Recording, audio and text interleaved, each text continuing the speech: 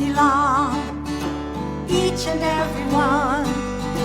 All of us belong in this sacred circle. All of us belong, each and every one. All of us belong in this sacred circle. We are sisters, brothers, children in one family of God. We are sisters, brothers, children in one family of God. All of us belong, each and every one. All of us belong in this sacred circle. All of us belong, each and every one. All of us belong in this sacred circle.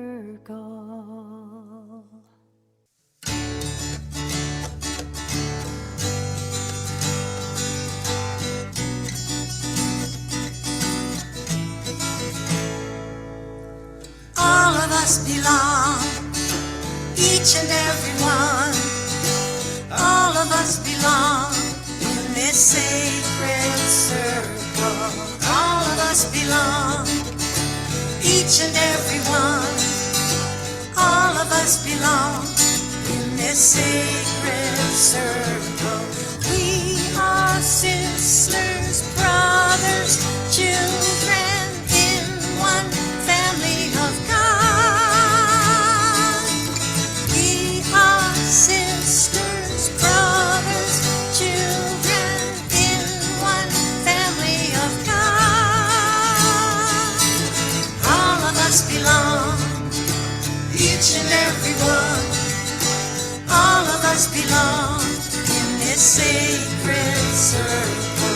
All of us belong, each and every one. All of us belong in this sacred circle.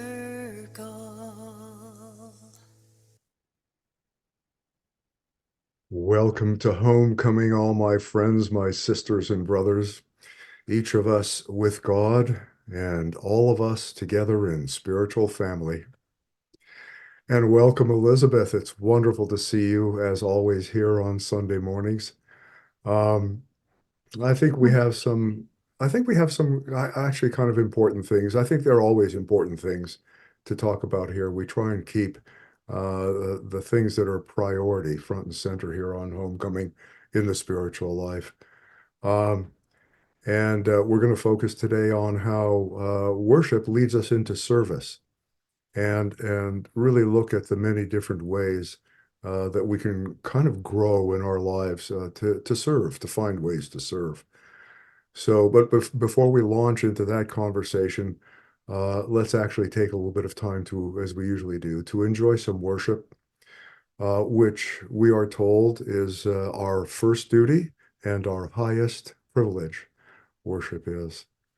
So let's take a couple of minutes and let's get quiet and move our awareness to that place, that deep, deep place inside of us where God is. And let's rest in God with love.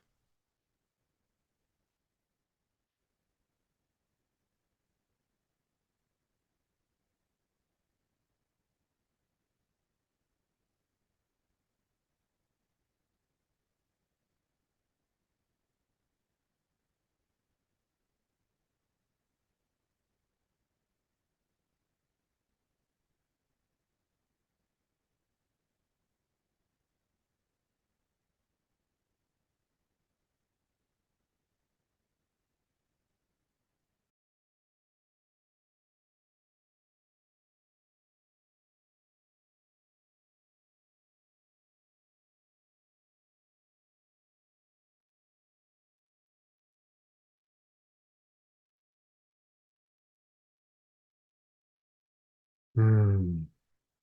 Thank you, great God, creator of all things and all beings, all of the sisters and brothers in the vast family creation that you have conceived and brought into existence. Thank you for being with us, Jesus, our master, our eldest brother, who lived among us as one of us, and yet was divine, was God in a human form and in a human life. Thank you for being with us now, Master, pouring your sense of truth into our beings so that we can feel it, experience it, and share it with ourselves and with others. Thank you, Mother Spirit, for your presence with us, undergirding all reality, for your sustenance of our material reality, our minds, our souls. And thank you to our wonderful angelic sisters, our companions who are with us here in this time of sharing. One of the reasons that the revelators tell us that worship is our first duty and highest privilege. I've wondered about this. Why is it that it's so prominent, so important in the spiritual life as an activity? And I think one of the reasons is that just about everything else flows out of the experience of worship. And here is a related passage from the philosopher Rodin. The Master has taught us that God lives in each of us. Then how shall we let go of God, that he may spring forth to the refreshment of our own souls, and then serve the purpose of enlightening, uplifting, and blessing countless other souls? How can we best awaken these latent powers for good which lie dormant in our souls? Look to the Master. Even now, he is out in the hills taking in power while we are here giving out energy. The secret of all this problem is wrapped up in spiritual communion, in worship. So, in a sense, the energy, the motivation, the capability for service, the service of enlightening, uplifting, and blessing countless other souls. That, in my experience, and I think increasingly as we explore, it can become all of our experience. I think the ability to do that, the energy, the motivation to do that flows directly out of the experience of worship, out of the experience of being loved by God, comes the motivation and the energy, even effortlessly, to love and minister to other people. So I think, in a sense, regular daily worship equips us to engage in more and more effective service. And here's another passage that I think is very instructive. Jesus often took his apostles away for themselves for short periods, and the italics are mine, for short periods to engage in meditation and prayer, but for the most part, he kept them in service contact with the multitudes. The soul of man requires spiritual exercise as well as spiritual nourishment. So I find this, like I say, is very important. Um, what they're emphasizing, the midwayers here are emphasizing is, and I like the way they do this, that he suggested to them that they engage in worship often and for short periods. And, my experience, for me, short period would be 20, 30 minutes versus hours and hours of worshipful meditation. And so what they're saying is proportionally, in terms of how we measure out the amount of energy and priority we give to periods of worship or communion and times of service and engagement with other people. What they're saying is that frequent and shorter periods of worship and communion, as Rodin was recommending, um, are are are appropriate, are right, and that for the most part, much of the rest of our lives we're spending in service contact with other human beings. So I think that's instructive. It's helpful for me in terms of a sense of proportion. Um, and here is one more passage that again seems to emphasize the importance of worship, the significance of worship. Service, purposeful service, not slavery, is productive of the highest satisfaction and is expressive of the divinest dignity. I love these. I love the way they've used language here. Highest satisfaction. It's the most satisfying thing we can do, I think, next to worship.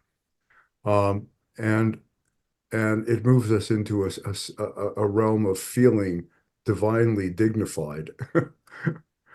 And then they say service, more service, increased service, difficult service, adventurous service, and at last divine and perfect service is the goal of time and the destination of space.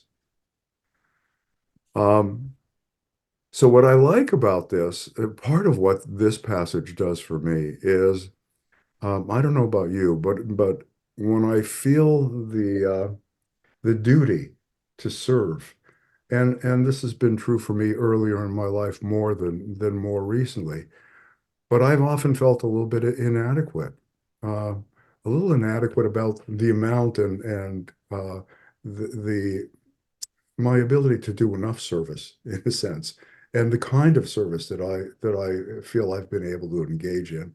And I think that's something I've heard from many other people, that oftentimes we struggle with a sense of am I good enough and am I serving enough? Am I giving back enough? And for me, that differential between what I feel I ought to be doing, what I should be doing, and what I'm actually able to do uh, has improved as I've gone through my life. So I think if we're persistent, our ability to follow through with our urge, our motivation to serve, that ratio improves. Um, but for me, it's taken decades of plugging away at it to begin to feel like maybe I'm giving back enough, in a sense, compared to what God has given to me. So for me, it's really helpful to read these lines, you know, uh, uh, more service, increased service, difficult service, adventurous service, and at last, divine and perfect service is the goal of time and the destination of space. What they're saying is we have an eternal time frame in which to actualize these urges of with gratitude, giving back to God as a result of what God has been giving us. There's a sense of proportion there. Um, so I think all of this is important. So the priority of service, the importance in our lives, the proportions of worship to service, I think, are significant. And what I have found steadily and increasingly as I've gone through life is, and I'm going to be curious to hear what you all have experienced as well in this regard, is that the degree of dedication and stability and steadiness of my motivation to worship and my according time to worship, to commune with God, is directly proportional, has been directly proportional to finding ways and growing ways to be effectively of service. And so there's a ratio there that I think is in a relationship between taking in the love that God is giving us, that I think is most profoundly available in worship, and um, being empowered by that love, by that affection, and by the energy of that affection to not only serve, but to find ways to serve relatively constantly and also relatively effortlessly, which is what's interesting. When things are working right and the love and motivation of God are pouring into us copiously, I don't think it's difficult to serve. I think it begins to come very naturally. And I think it's God has set it up that way. I don't think he feels that it needs to be arduous all the time. Sometimes it's difficult, but I think most of the time it really should be a natural concomitant, a result of the inflow of love, the inflow of that comes from worship. So I'm going to share a few last thoughts, and then I'm going to turn things over to Elizabeth. And they circle around the idea that there are I think many different kinds of service, many ways to serve. Um, and for me, what has made sense is to understand how I can serve as falling into three broad categories that I think we can engage in. The first is what I would call and what the revelators describe as loving our sisters and brothers as we pass by, right? This is not big deal stuff that takes a lot of time. It's lots of little acts of politeness and kindness and compassion. And I tried to sort of articulate that in the description of our gathering today that went out in the email for homecoming, that just smiling at someone, right? Just saying, how you doing? Just complimenting someone for something that they did, you know, or, you look wonderful today. I mean, just the most passing kinds of things.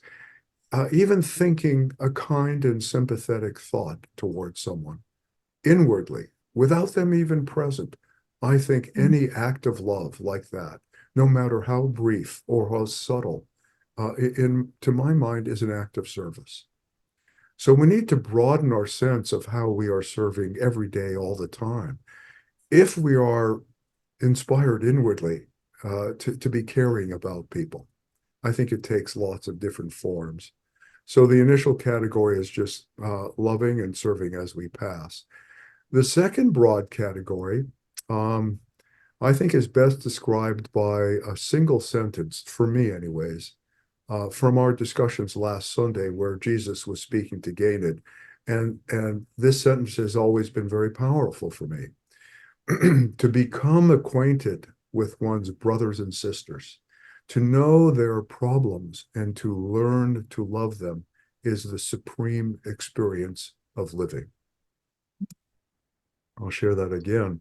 To become acquainted with one's brothers and sisters. Now that takes some time, right?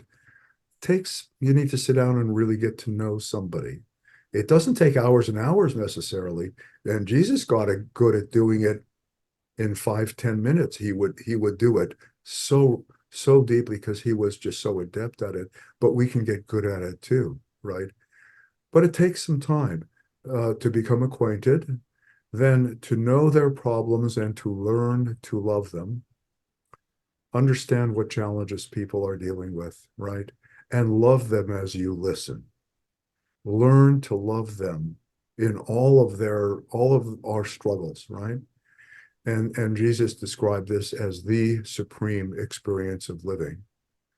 So I think just wanting to find out about a person's life, what has been important to them, what they're most proud of, what they're struggling with, right? I mean, trying to really understand what their life has been like, the history of their lives, the hard stuff, the good stuff, to appreciate them, to love them, and actually then letting them know that you love them and that you appreciate them, that you think they're fine, they're a fine human being, despite whatever their own self concepts might be. You show them how you feel about them. I think that's a huge act of service. So that to me is the second broad category, is coming to know and love each other more deeply and love each other. Um, One of the things that for me has been very significant, and I remember it from when I first encountered it in my 20s, is a single line it's from the famous American social philosopher Henry David Thoreau. And Thoreau said, most men lead lives of quiet desperation. Most men and women lead lives of quiet desperation. They're solitary. They go through life, most folks go through life never feeling really known and appreciated. I think that's true. And and Jesus showed us how to love them, right? So for me, this is a profound form of service, coming to know a person, letting them know you love them, care about them, and that they're really appreciated and understood. Um, so uh, loving people casually as we pass by, and then also taking time to really get to know them and love them more fully. And then the last, for me, broad category of service is best described in this passage from Jesus. And I'm going to share screen again.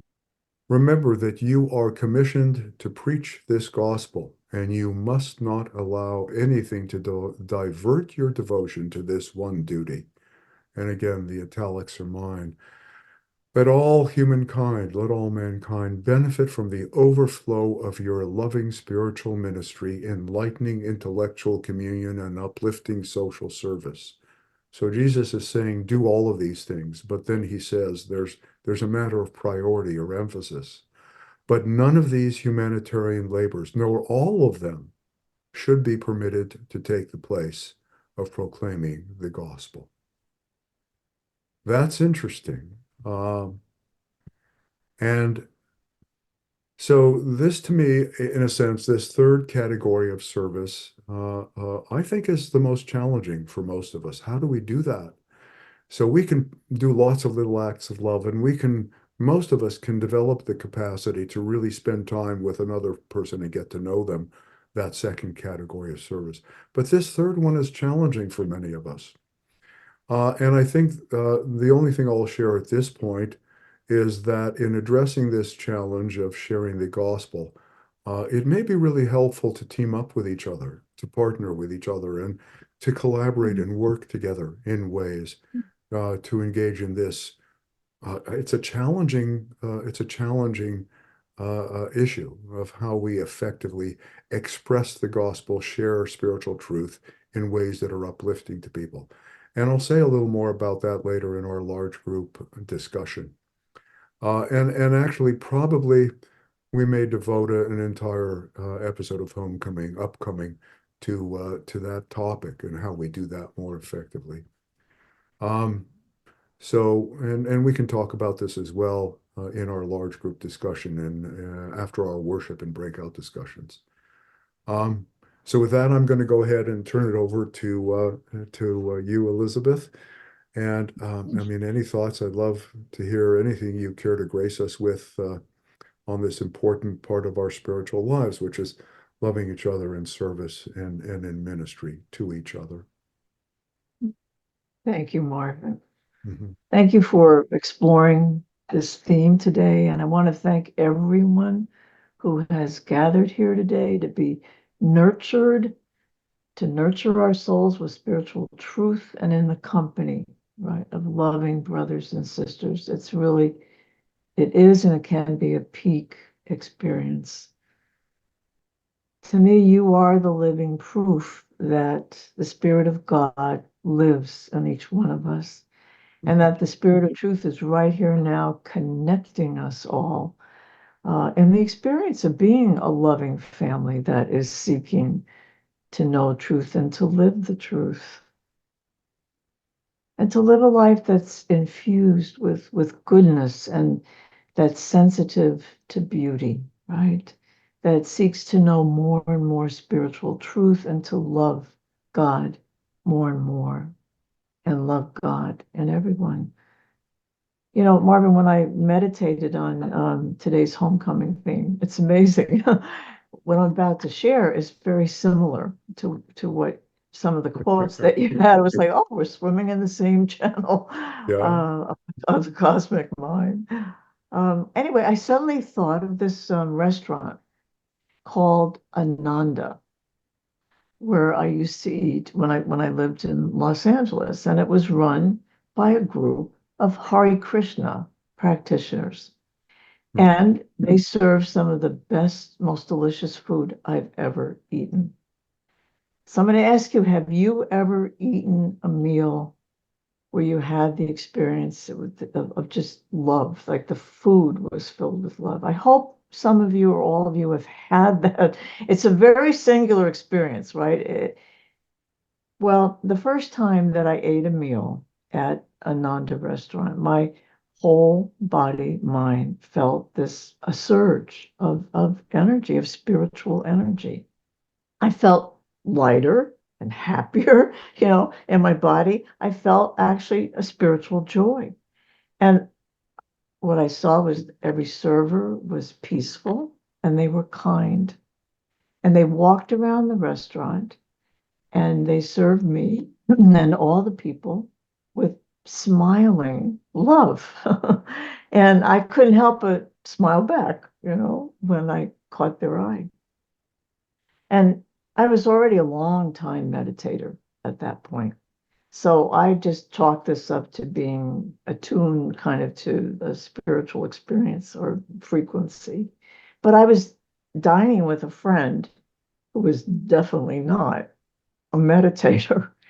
And I kind of checked with her, and she actually was responding in the same way to the servers and to the food. She was feeling happy, elevated, Mhm. and not from drugs or alcohol, but really from love. And this happened every time that I ate there. I was greeted and seated in a loving and courteous manner. And I ate food that was beautiful and delicious and nurturing, and it seemed to be infused with light. So I came to see that it was being cooked by chefs that were filled with this kind of wholeheartedness. And it was being served by very spiritual human beings. And although it was really a simple restaurant, there was nothing fancy in the decor. It felt like a heavenly place to me, that I was with heavenly beings. So, what does this have to do with the idea of Jesusonian loving service? Well, I came to realize that the cooks and the servers in the Ananda restaurant were spiritual practitioners who were devoted to God. And their Hare Krishna practice is to love God and to see God in everyone. Namaste. So they're connected to God in meditation and worship throughout the moments of their life.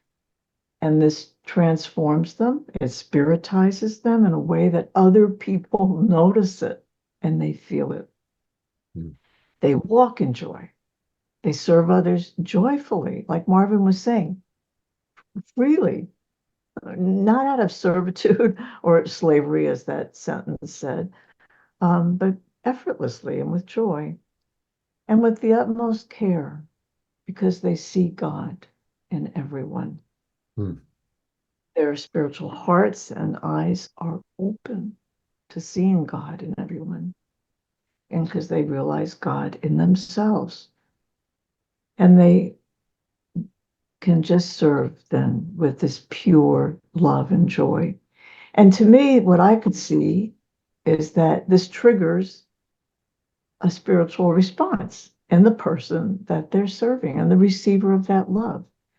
There's actually a spiritual transaction that takes place between the two people. And we really notice this in all the stories about how Jesus interacted with every child and man and woman that he passed by and that he served in the crowds. So to me, this is like it's a dynamic field of love. It's a spiritual energy that we can feel, that we can live in. We could actually live in all the time. I think Right. if we were like Jesus and we were constantly communing with the Father, with God within, it's an endless, bottomless, flowing fountain, and it Mm. has to come out. And when it does, it spreads, it creates this vibrant field. And when another person enters that and they engage it, wow, it becomes even more dynamic. So to me, this shows the good and beautiful truth of Jesus' teaching to worship and to serve others. They're a flowing and dynamic experience of an interior practice of worshiping God in a wholehearted way, of seeking and loving the divine source that is within our being, and then the exterior practice of serving others with that overflowing love.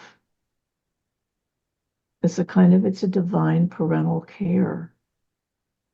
And it's a continuous cycle then of drinking in this peace and love of God and then sharing that with those who are spiritually thirsty. And that's all of us. Hmm. So thank you for being here today and really, even on Zoom, creating a dynamic field of loving interest in each other. And we're going to next worship and then we'll fellowship with each other in the breakouts. It's a chance to really listen, to serve others by your listening and your caring heart. Thank you. Hmm. Thank you, Elizabeth. I really love the example of the Hare Krishnas in the Ananda restaurant. I went to that restaurant. I remember it a long time ago. It was a very special place. And two thoughts occurred while you were speaking. One is, if I remember correctly, in Sanskrit, the word Ananda means love. That's my understanding of the Sanskrit word Ananda. And the Hare Krishnas are much maligned, but they're really special. They are part of the branch of Hinduism and yoga called Bhakti Yoga, Bhkti. I was heavily into yoga when I found the Urantia book. And Bhakti means devotion, devotion to God. And that's what they're doing when they sing Hare Krishna. So you're absolutely right. You know, they are specialists in the flow of love toward God and the flow of love of God into them. And I'll leave us with the metaphor as we move into our period of worship of one of my favorite metaphors. I think what this is all about is the cup overflowing, the overflowing cup, right?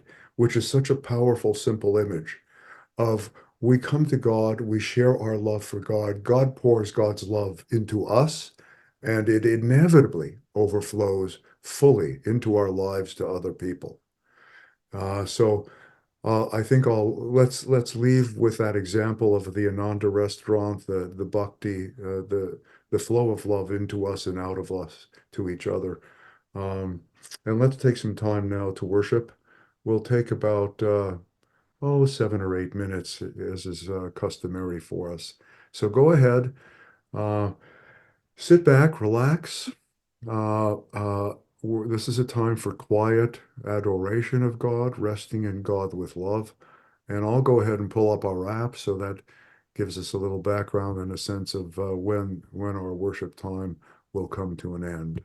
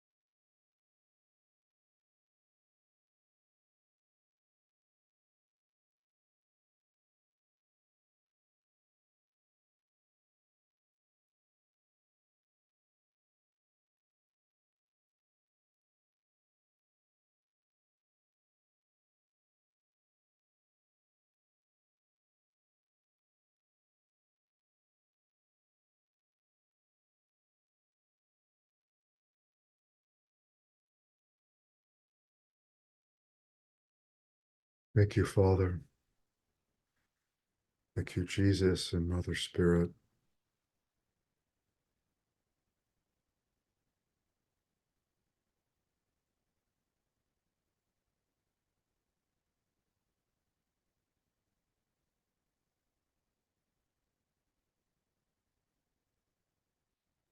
Well, welcome back as we re-enter the outer world here in Zoom. I hope you enjoyed that. Hope it was inspirational and energizing in relation to our loving of each other, our service to each other. And we're going to transition now to our breakout conversations where we'll enjoy each other's company. And so I'd like to invite you to share with each other and be sensitive so that each person gets a chance to share for about 20 minutes. We're going to go a little over the hour with our sharing. Um, and share what your experiences have been like about how worship relates to service and what your challenges and successes in your life trajectory has been like in relation to service and how you've been able to serve and how you'd still like to serve, any and all of it related to that theme. So Elizabeth, let's go ahead and move into our breakout. So about 3, 4 people in a room, enjoy each other's company, get to know each other, and share, Here we inspire each go. other. So welcome back to everybody. I think we're just about all here. And I think what we'll do now, Elizabeth, is we'll unspotlight you and I, and so we can all see each other a little more equally. There we are. Welcome, welcome, visually as well as in other ways. Um, so we're going to get started here now. I hope you had rousing breakout conversations. I hope it was satisfying and stimulating. And we're going to move now into our larger conversation. And I want to set the stage a little bit. I'm going to share a few announcements as I usually do, but Um, I want to pick up on the last segment of what I was sharing. You know, we talked about three sort of broad areas of service, Mm. and then Elizabeth shared in such a lovely way. But the three areas that for me make sense are serving as we pass by, just quickly, lots of little ways. Secondly, really engaging and getting to know another human being and loving them, taking the time to ask them questions, learn who they are and love them, and really share your affection for them. And then the third category, which in some senses for most of us is the most challenging, how do we take the heart of the spiritual gospel that we have out of this revelation and develop ways to share it effectively, especially with people who are never going to be readers of the Urantia revelation? How do we share it with people who are seeking spiritually? The heart of the gospel, what are the core elements of it? And how do we do that in a way that really touches not only one person or two people, but uh, desirably, really lots of people? And so I want to share with you what I said was, in some ways, I think we can work with each other to partner, to multiply the efforts of many of us that are engaged in team efforts to share the truths of the gospel. And so when I've talked with you guys about this before, and I'll say it again, we make a recording of every one of the homecoming broadcasts, Elizabeth's and my sharing or teaching, and then we have some worship time that's incorporated into the recording. It's nicely edited. And then at the end, it's a subset of the sharing we do here in this large group. So if there's any additional things that people share that are particularly helpful in amplifying the topic of our conversation that week, they get incorporated in the video as well. And then those videos are put up on a YouTube playlist, and they're there in a growing cumulative list, right?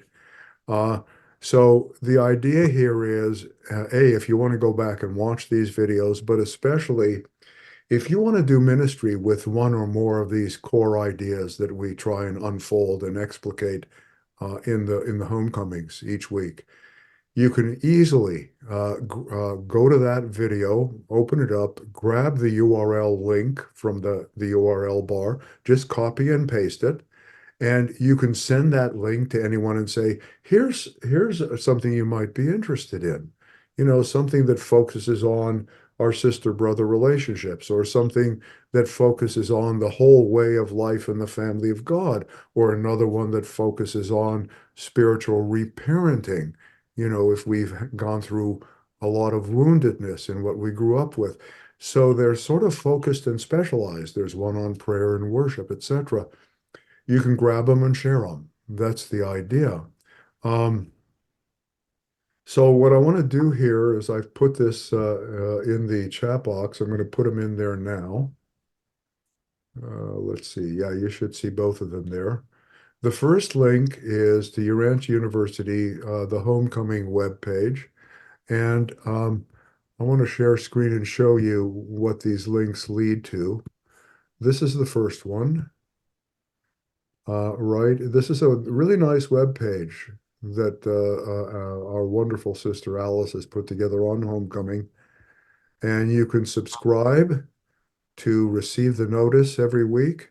So you can send us a link to this whole page, right? It talks about the format, and then it has the actual videos, right? You can click on each of these videos, and there's a growing cumulative list of these videos. So, and then if you go here, you can also, that second link that I shared with you guys is this page, right? It's the YouTube playlist for homecoming, and the same set of videos. There are two intro, and right now there are five. We have two more that are going to be edited and added in the next week, hopefully. So there's a cumulative list of all of our shows, our episodes. Prayer and worship, the indwelling spirit, etc., spiritual reparenting.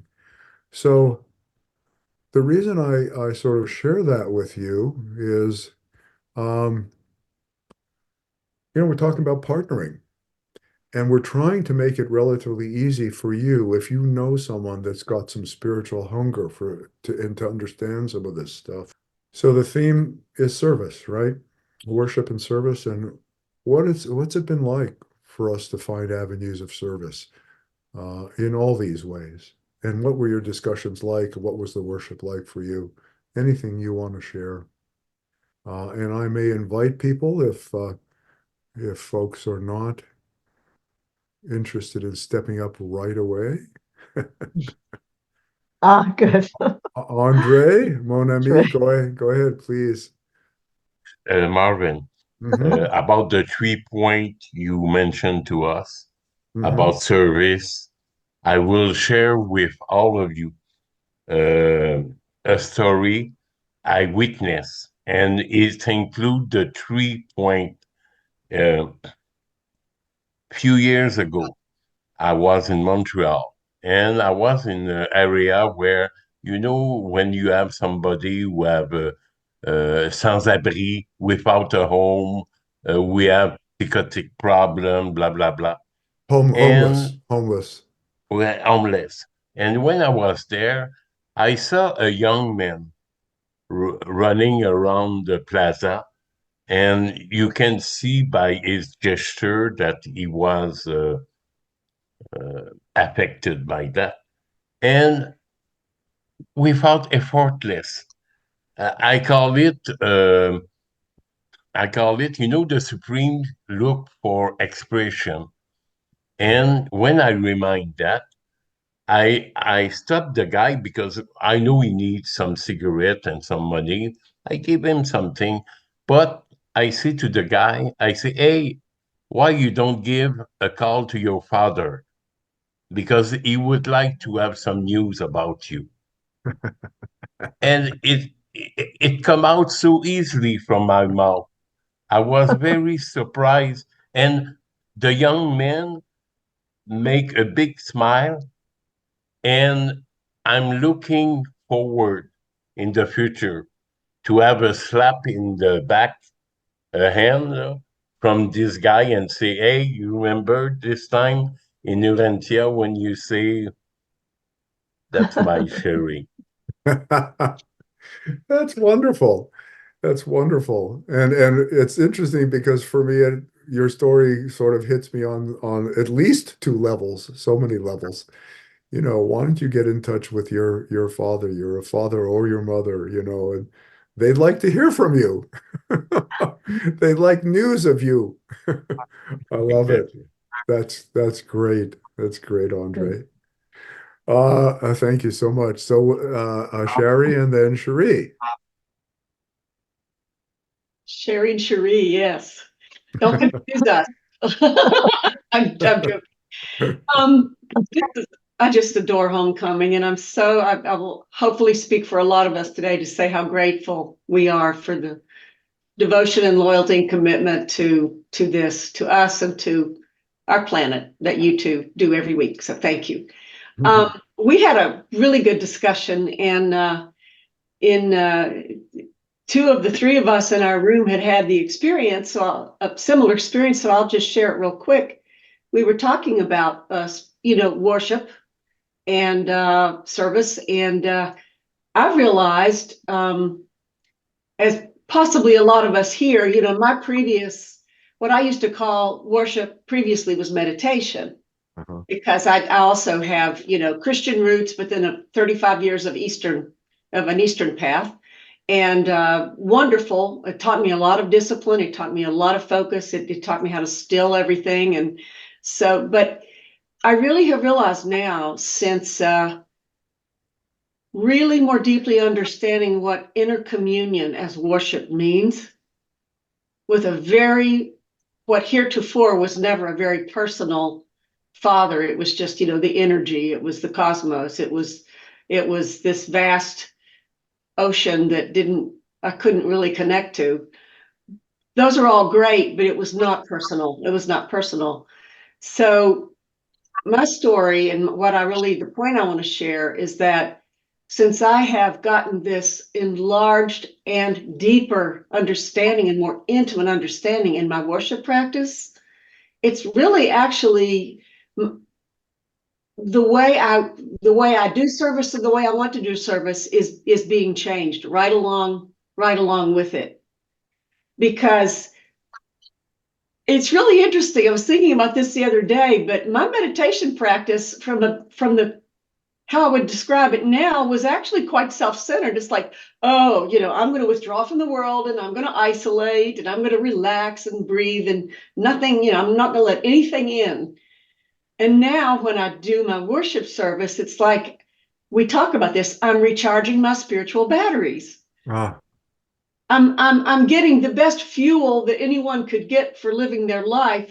And I really pray that I get the appropriate opportunities to share it, because it is overflowing now versus the isolating, withdrawing. I'm not isolating, withdrawing. I'm connecting, so then I can go back out. That's what I wanted to say. that's wonderful, Sherry. And I'll just try to be brief, share a couple things back in response to what you shared, and then we'll go to Cherie. Uh, in one of the first earlier episodes of Homecoming, we talked about the parent-child relationship, and one of the things we said was, we sort of put out there, is that the fundamental act of creation, the fundamental thing that's going on in the universe, right, is all about persons and relationships. That's what God did first, right? Was to create other persons, love them, and be in relationship with them, and in familial relationship with them. And there's a lot of confusion out in the culture. Not confusion. The terms are used in ways that are really somewhat confusing. Um, and terms like reflection, meditation, contemplation, and especially the word worship are misunderstood and misapplied in ways that are confusing and mushed together too often, right? So when I think of meditation, and even Eastern forms of meditation, and I have engaged in them, and I still do from time to time, um, what I think of as a profound form of mindal relaxation and deep rest that is physiological and mindal, usually with a mantra or a word, some kind of stimulus.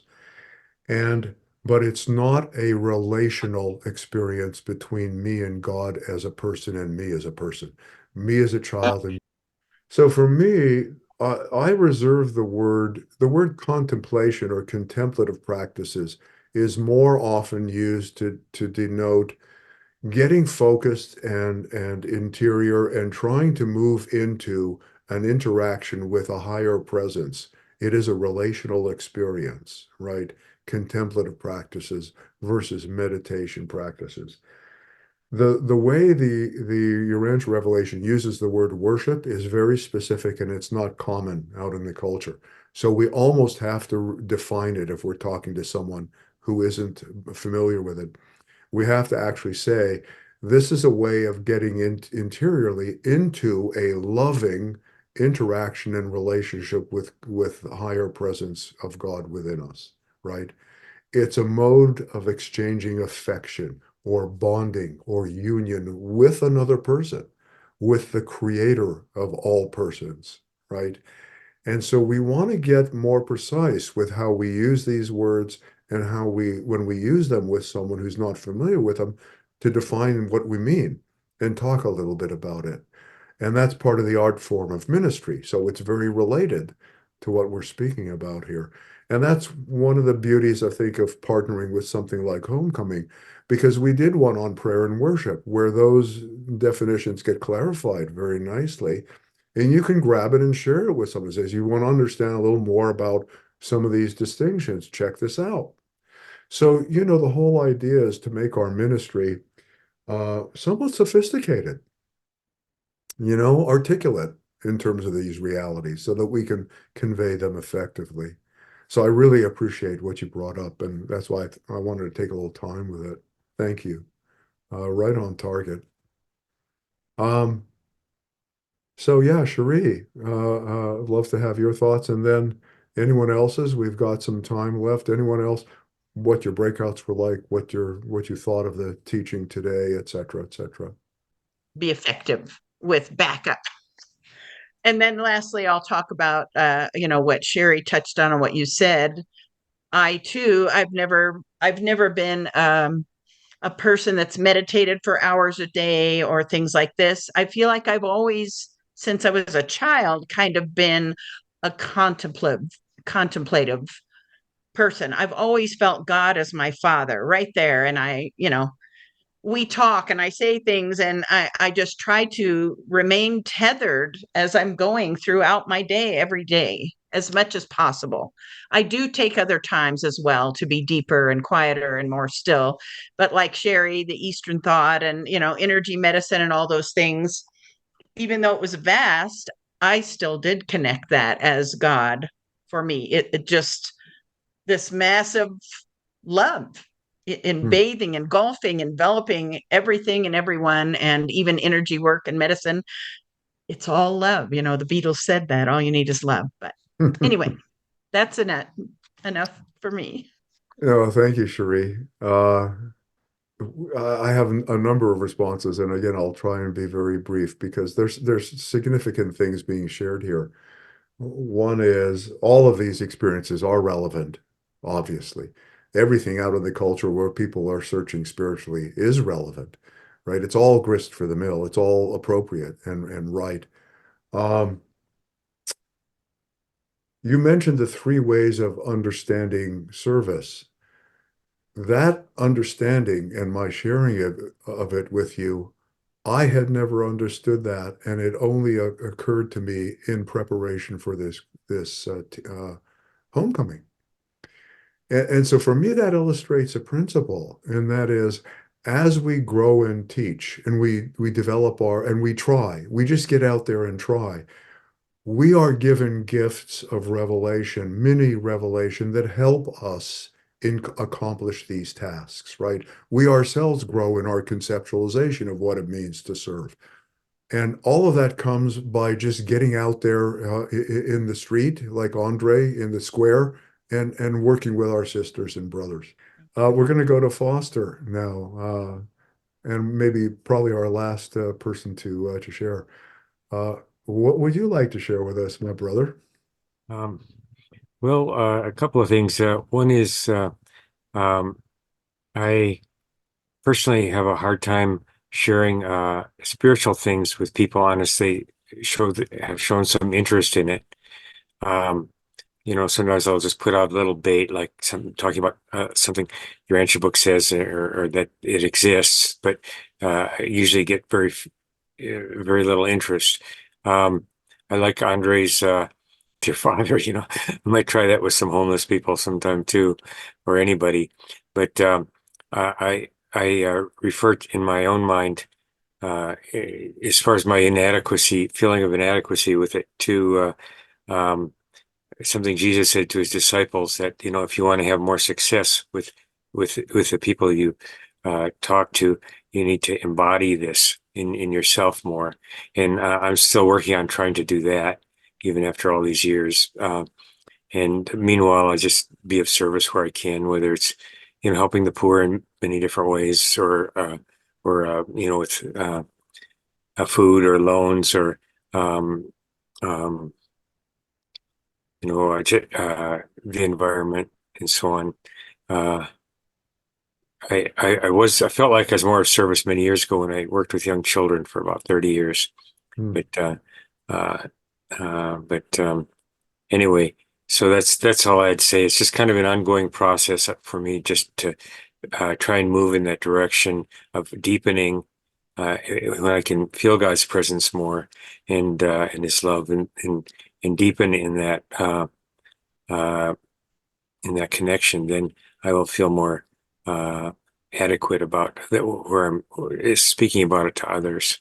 Yeah. Yeah. Yeah. Well, thank you, Foster.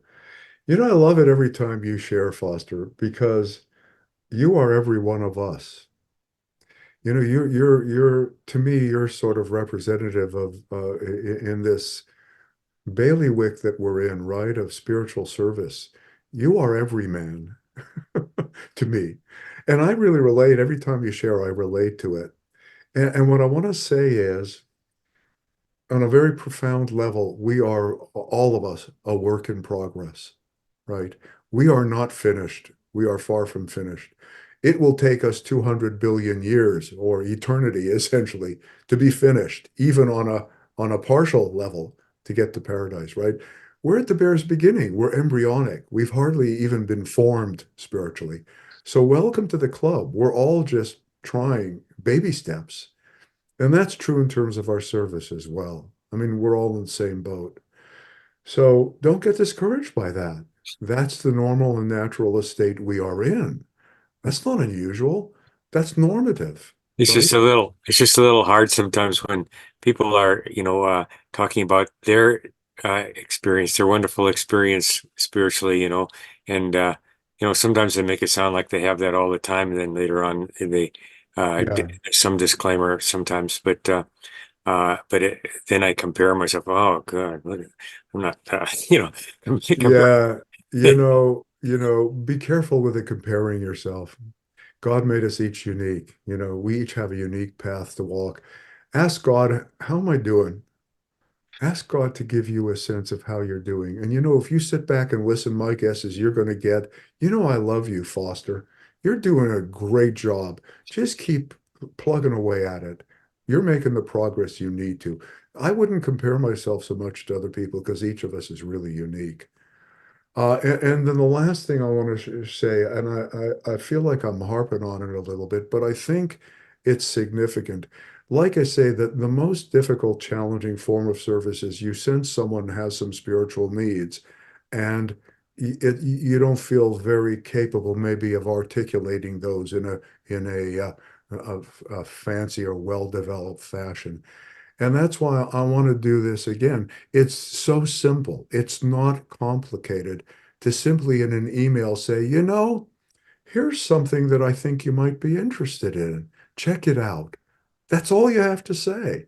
And if their angels nudge them and they're interested, they'll click on the link and take a look. So I just want to leave this with you again. Um, and I'll share a screen. You go to this web page and you say, here's something on prayer and worship, right? And you click on it. It opens up that thing. You stop it, right?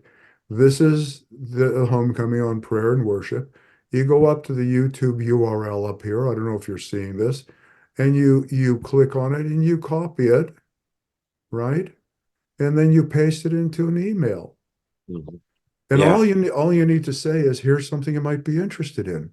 So you don't have to be a brilliant orator, right? It's a useful tool. And so I want to leave that with you in terms of that most challenging kind of service, which is sharing the spiritual truth of the gospel. Is we're all working on tools. Michael Hagan is developing these wonderful letters, simple letters. He and Monica use them. He sends them out. There are other ministries. Partner, do teamwork with people. Some people have certain talents, you have other talents. Let's work in teamwork. That's all I'm saying. So with that, and there are many forms. I mean, I'm talking with a number of people about multiplying our efforts to the Spanish speaking and Portuguese speaking, to African audiences and various types of audiences. Sherry just did a wonderful presentation to a group of spiritual seekers on the Urantia book. So there's lots of ways to serve, and there's lots of ways to partner, to multiply our efforts. So enough of that. Let's take a moment. Let's get in communion with God's presence inside, our Father's presence, and especially the presence of our Mother Spirit and the Master Jesus, because our Mother Spirit and Jesus are funneling the Spirit of truth into us, showing us what is real, helping us to speak, to articulate truth. And I'd say experiment with it. Try it out. See what it's like to work in partnership with Spirit. But let's take a moment to ask for communion, the joy of loving God and being loved by God.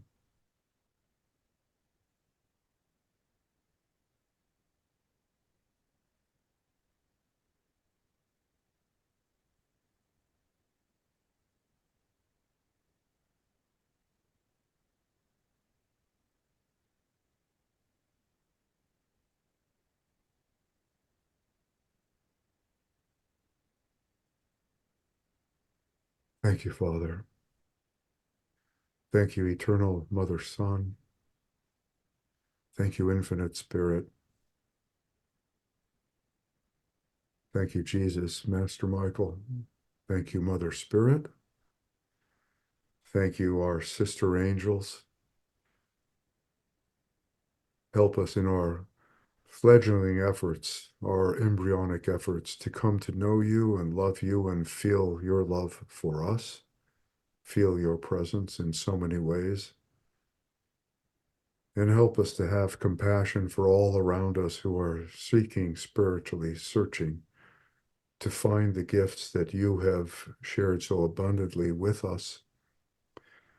And help us to be serious, to be dedicated in growing ourselves in ministry and in service, to touch the lives of those around us who are struggling, seeking, searching for you. Amen.